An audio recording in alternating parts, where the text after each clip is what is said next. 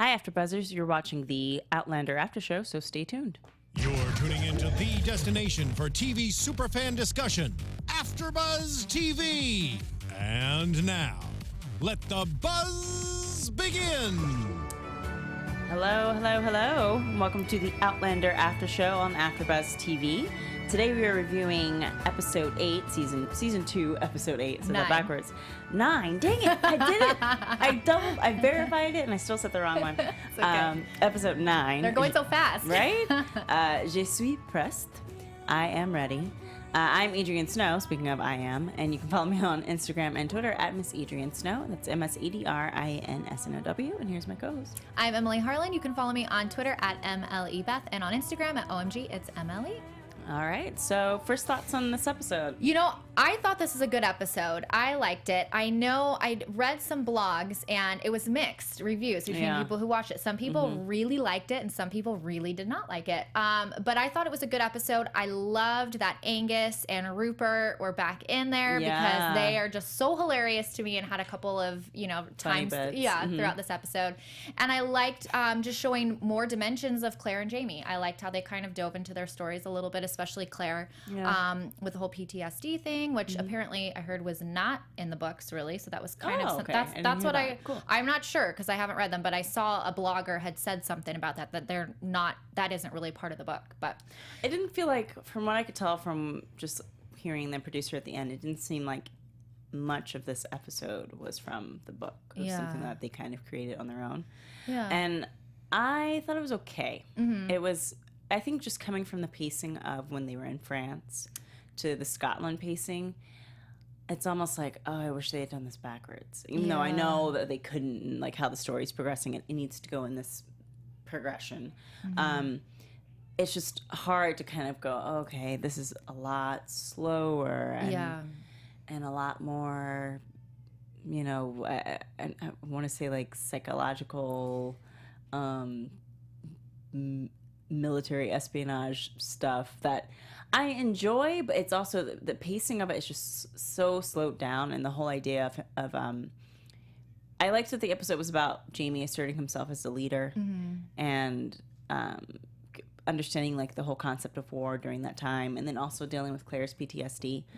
But it also kind of lags. Like an entire episode devoted to that where there's not really a ton of progression. It was great to see other characters reintroduced and Dougal come back and everything, but overall, I don't know if I needed like a full hour. I could take 30 minutes of that. No, I agree with you. I think that it is a big contrast coming from France when it felt like every episode there was something going on. It was crazy. There was always action. I felt like, even though if it was not actually fighting, but there was always something. Exactly. There was something going on. Dramatic.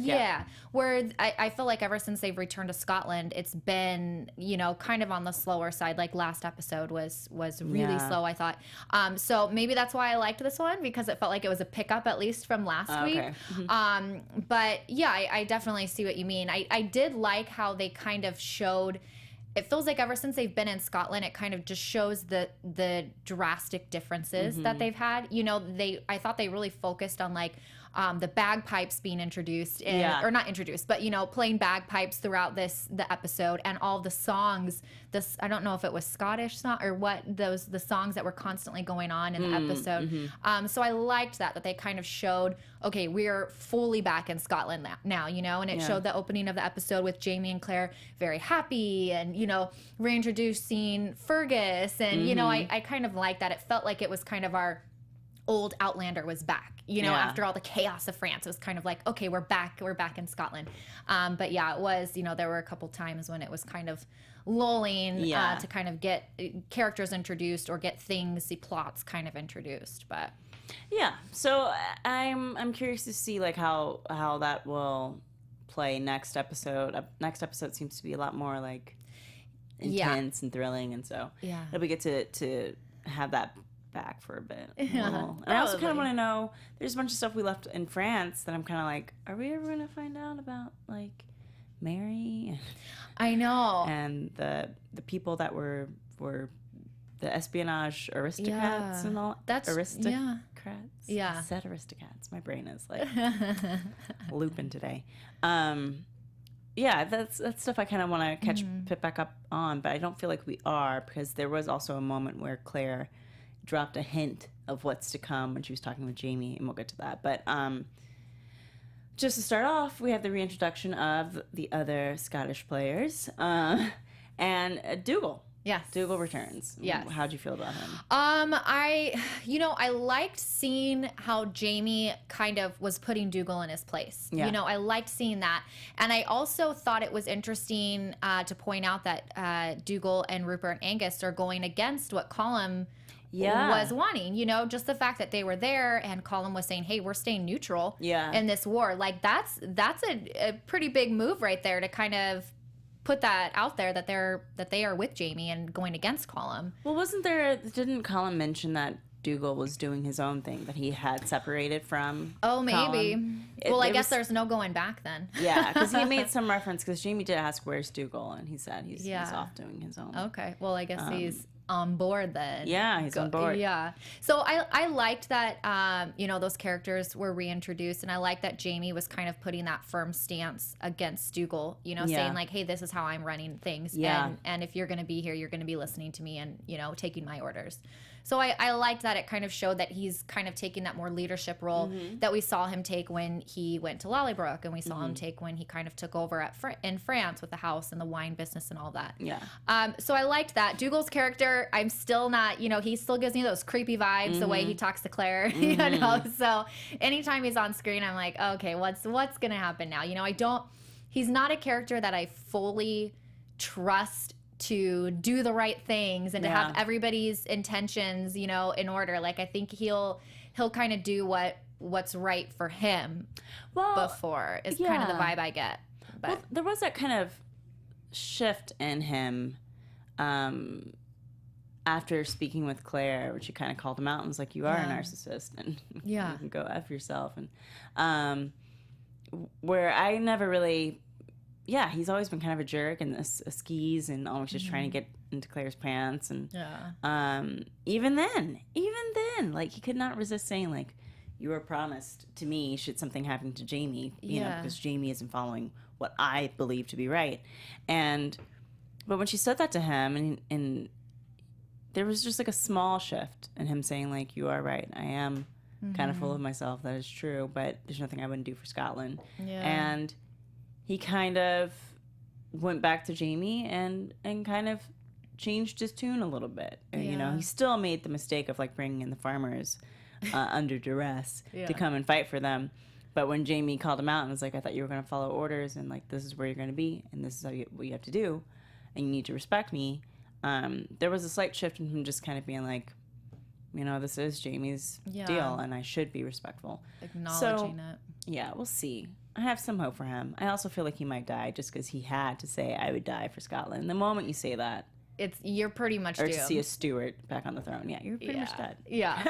It's like, okay, well, it's nice knowing you. I know. Yeah. Well, and I was wondering in that conversation that he had with Claire, how he said, does Jamie know what you promised me? And she said, of course he knows. And I was thinking, I don't think he does. No, I never told him. No, I didn't remember that ever happening. So unless it did happen and I completely missed it. But I was sitting there going, wait, I don't think she ever did tell Jamie or run this by Jamie, because pretty sure Jamie would not be cool with that. Oh, no. So I wonder how that's going to come out down the line. How I think it kind of, for me, it was kind of setting something up, because anytime I feel like Claire or any of the characters really, hold something in or keep something secret, like, it comes out in some way. So I don't know how that's going to play, especially since Jamie and Dougal are kind of obviously jockeying for, authority or alpha male situation. So we'll see. I don't know. That might come up down the line of that promise. I think it is. I think it's going to come up in a way that maybe we aren't really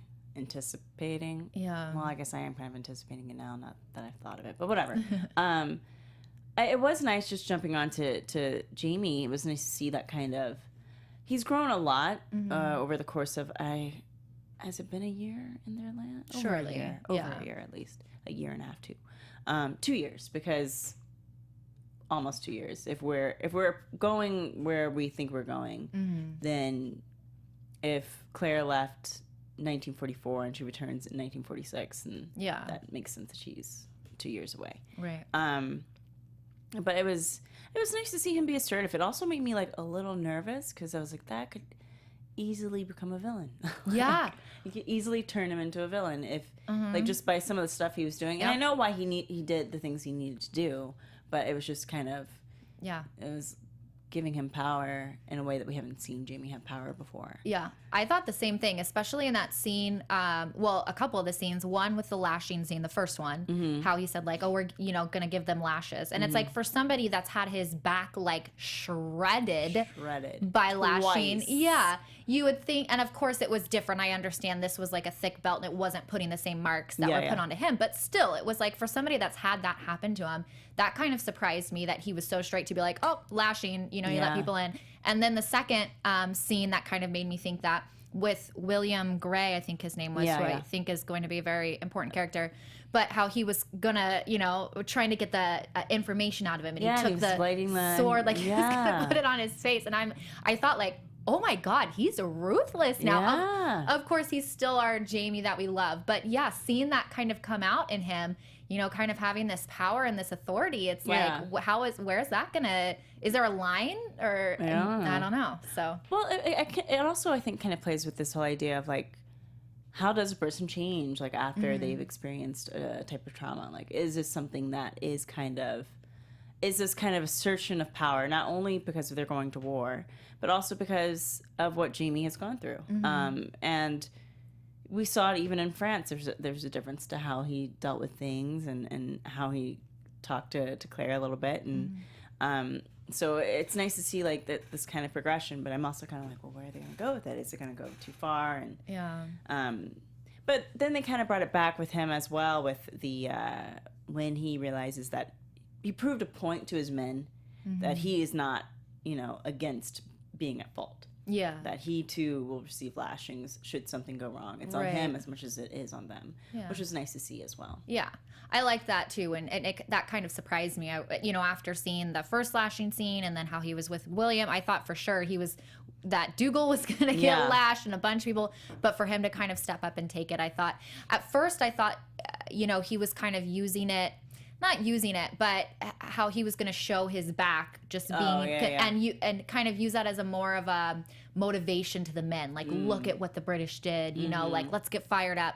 But it didn't take that turn. Of course they all, you could see on their face they were like, oh my God, this, like really uncomfortable watching that.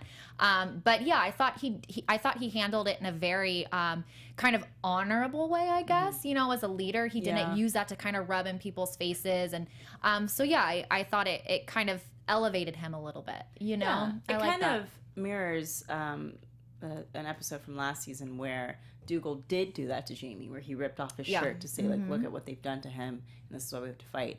And just like the embarrassment and shame that Jamie felt when that happened, of just like, why would you use me in that way? So to have him like take off his shirt, without any reference to it, just kind of like hold it and say like, these are my scars, and now you can add another to my scars. Yeah. It was nice to see that kind of strength behind him. Yeah. I'm curious to see what they're going to do with it. I'm also a little nervous about it. Speaking of strength, college is hard. Chapman University is located in Orange County, California, 60 miles from the beach, a little over 30 miles from Los Angeles, and minutes from Disneyland and Angel Stadium. Chapman's tree-lined 75-acre campus is in the heart of the historical city of Orange. Best known for their programs in film and television, business, science and technology, education, health, sciences, and the arts. With 10 different schools and colleges and more than 100 different majors and programs, there's literally something for everyone. For more information, check out www.chapman.edu/information. That's www.chapman.edu/information. Sorry, I'm from Texas. I have a mild accent. Mild accent, not smiled. Anyways. Hello, everyone. Hello. Just to go back. So then we go to Claire. Oh. Yeah, the PTSD. Yeah. I was not expecting that. No. That's something that for me completely threw me off. I hope that I'm speaking correctly here when I say that part is not really elevated in the books. I don't know, but just assuming that it isn't, and the writers kind of threw that in as maybe more of like a character development of Claire and just showing her own personal struggles with what's going on. You know, this isn't just something that Jamie's dealing with and that his family's dealing with. It's like also Claire is dealing with all of these emotions. And just watching that little after portion they put at the end of the episode, I think he was the writer and producer. Was mentioning that with PTSD, sometimes when he did his research with victims, sometimes it takes years before something will trigger it and it will come. Yeah. Because I was thinking that too when she was, you know, going through all this. I thought, well, why didn't this not come out sooner? Because they've obviously been dealing with a lot of stuff, but that makes sense that it wasn't necessarily the same setup as it is here in Scotland, you know, with all the training and everything like that. But yeah, she was really I don't want to say brutal or like aggressive this episode, I guess, you know, with how she was speaking to Rupert. And obviously, you know, for her, understandable, she was going through this thing. So obviously she would be lashing out. But yeah, that was a turn that I was not expecting to see happen. So yeah, especially with if you think about when we were first introduced to Claire, season 1, they were just coming back from the war. The war had just ended. They were going on their honeymoon because they were actually finally in the same country with each other. Yeah. and so she wouldn't have had any time to really sit down and process what's going on with her. And if you think about as a society, how far we've come with mental health and mental illness and how far we still are behind. Yeah. There would be no reason for... You know, when you leave the military now, you do have to kind of go through just a check-in, like of, well, how are you doing mentally? Da, da, da, da. And even that's not really enough because a lot of people haven't even realized how they've been impacted by the violence that they've seen until they're home. Yeah. And you know, a siren goes off. Yeah. Or a gunshot goes off on TV, and that can trigger it. It's just like any type of trauma that happens, like to you mentally, emotionally, physically. Humans do a really good job of hiding those type of feelings and that type of pain. Unless it's a physical pain, we tend to try to hide it. Yeah. So it makes sense that it wouldn't occur again. I'm so tired, you guys. Until something reminds her of it. Yeah. So that I mean, even though she's seen a ton of violence, I think with this specifically, like how close it ties to World War II for her. Yeah. Brings out a lot. So, but that's great to see. I like that they do play with emotional and mental health on the show because you just don't ever talk about that in most television. Right. Yeah. They hit a lot of topics. As I was watching that, I thought, oh, this is another topic that they're hitting that a lot of people don't really talk about or don't discuss. So I thought that was really great. And just going back to your point, you know, that makes sense that it's like certain things and that this very much parallels it. But I just thought with all the violence that they have seen, I thought surely something would have triggered. But, you know, like that producer was saying, maybe it's not that, you know, maybe it takes something that'll just kind of set it off. But I thought they dealt with it really well, I guess, just seeing kind of how Jamie took her, you know, and said, you know, you go home. Like, I don't want you being here. But just true to Claire's character and how strong she was like, nope, that would just be like me being back in that trench. You know, I want to fight and I want to do right, you know. So I liked how they kind of dealt with it. I was a little frustrated with her character that she wasn't being honest with Jamie. Yeah. You know, there were multiple times when he asked her, and I know, obviously, you know, she was trying to deal with it herself and be strong and not lay something else on Jamie because he has so much going on.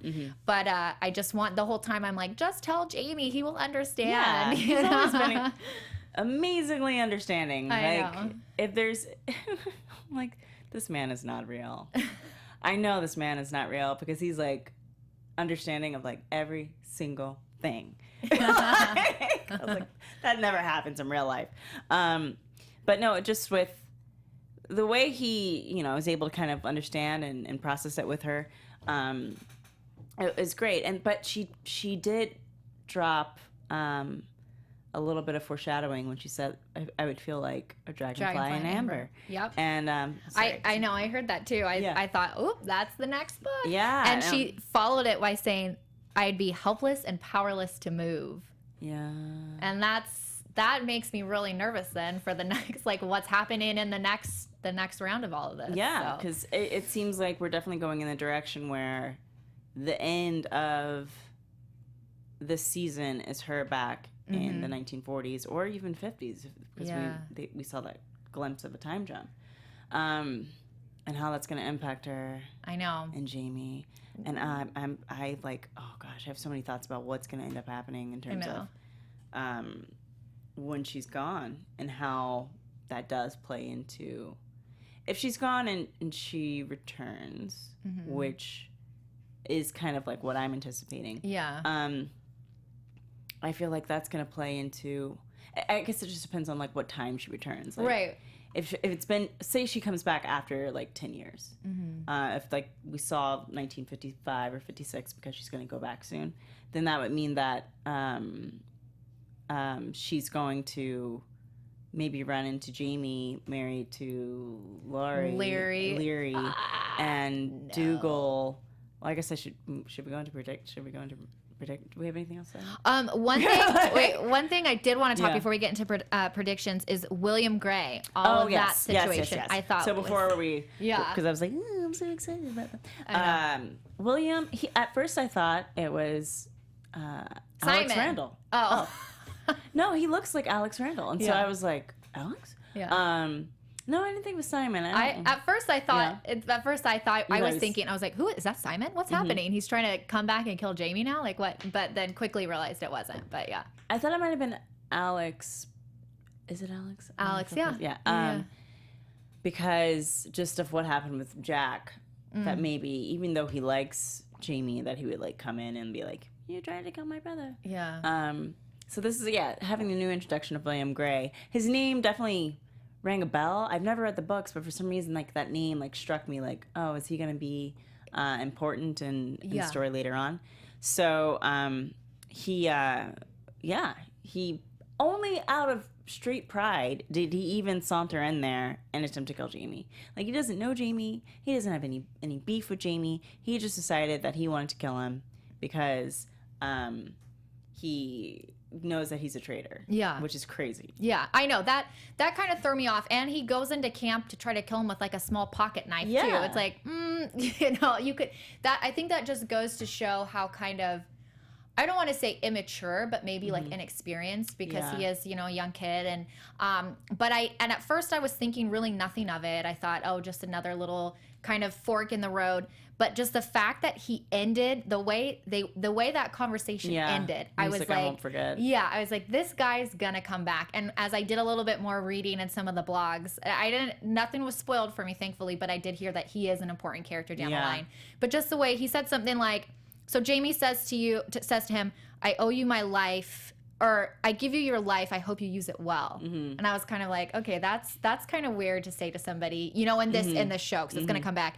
And then he says to Jamie something about a debt, but he says, as soon as that's paid, I will kill you. Yeah. And then Jamie said, "I shall hope we don't meet again." And he said, "A Grey does not forget an obligation." Yeah. And that's like some Lannister crap right there. Exactly. And you could tell, too, the way that they set up Jamie's character. It wasn't just something that he just kind of brushed off and thought, okay, whatever, kid, get out of here. You could tell the way he looked at him, like, he kind of believed it, I think. I think Jamie was kind of like, well, wait a second, this kid, like, seems to have some merit to what he's saying. Yeah. But I did hear that he comes back in some big way in the future. So that was, I know, but it was interesting to see his introduction. They just be making enemies. They don't even do nothing to nobody, and they be making enemies. They be trying to do the right thing. They be making enemies. I know. He was just trying to go to the bathroom, and he made an enemy. Right? Claire was just trying to save people from a smallpox outbreak, and she made an enemy that attempted to kill her. It's like, but they always come out on top. But I feel like, I don't know if this one's... Well, I feel like if it's like one of those things where he's going to save Jamie's life and then later come back just to kill him, That's rough. I know. That's tough, man. But I feel like it could happen. And then I also liked just how they ended the episode with the guys, all the soldiers now marching out. Because in the beginning of the episode, they made reference when Jamie was talking to Dougal. And he said, you guys got a lot of work to do. And Dougal's like, oh, well, they're here. They marched in. And Jamie's like, no, they walked and strolled in. Yeah. So just seeing at the end how they kind of marched he's, out. waving the sword. Yeah. They looked like a unit, like an army. I liked how they I felt like they neatly tied up the episode, to kind of be like, okay, they did all of this whole hour of all of this crazy, that we watched was for a purpose, and everyone now is ready, a soldier and ready to go. Yeah. So we'll see. Yeah. Everyone's ready to fight until they're like actually out there, and they're like, until they meet Prince Charles, and they're like, what? This guy? Yeah, right. And they're like, I don't want to fight for him. Yeah. Please. So with that, shall we go into predictions? And now, your AfterBuzz TV predictions. Okay, what do you think? All right, this one, I was honestly kind of stumped about what I thought was going to happen because I felt like this episode kind of threw me. At first I was thinking oh, they're going to somehow be victorious and things will be great. But then after meeting William Craigh and just really thinking about everything and seeing Dougal, I'm like, no, I think disaster is coming. Obviously we know down the line it does, but I thought it would just be prolonged a little bit more. But I don't think it will. It shows next episode them finally meeting up with Prince Charles, which I'm happy about to see that guy back in. Not that I'm happy that, it's going to be doomed, but I'm just glad to see his character again and what weaselly things he's been up to. But yeah, I think it's going to be destruction a lot quicker than maybe anybody thought that it was going to be. Yeah. It shows a big fighting scene, so I think that's next episode. It's gonna get a little crazy. Yeah, I think if we're playing with the whole idea, I went and I found the actual word of a causal loop of because Claire went back, that is why they lose, and this is she actually created the event by going back. Got it. Then I think that we're setting it up for a major catastrophe as well next episode, and I think from there, if not next episode, then the one right after, we're gonna be back in 1946. So I think we're going to toy more with that time of her in the future or the past, wherever it's at now. Where we are.